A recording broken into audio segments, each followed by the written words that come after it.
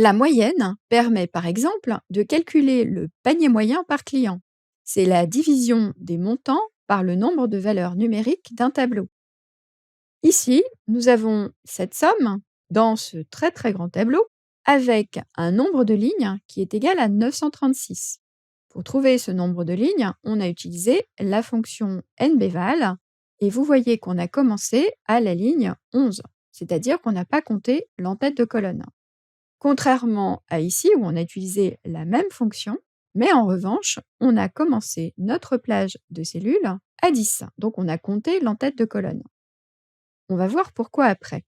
Lorsque l'on calcule la moyenne avec ces données, on tombe sur 26 522.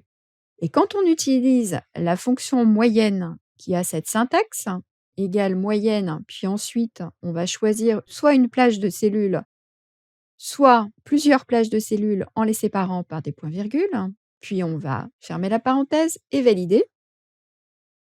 Dans ce cas, on obtient le même résultat que la moyenne que l'on a fabriquée ici. En revanche, lorsque l'on va utiliser cette fonction qui a la même syntaxe, mais qui s'appelle average, on va trouver le même résultat que lorsqu'on en a compté l'entête de colonne dans nos nombres de valeurs.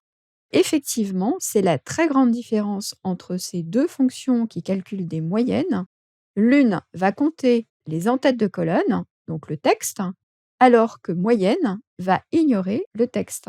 C'est important lorsque l'on souhaite, par exemple, vérifier le résultat de ces fonctions moyennes. Utiliser les deux fonctions simultanément va en effet permettre de vérifier qu'aucun bug informatique ne s'est glissé dans vos données. Vous savez maintenant comment calculer une moyenne.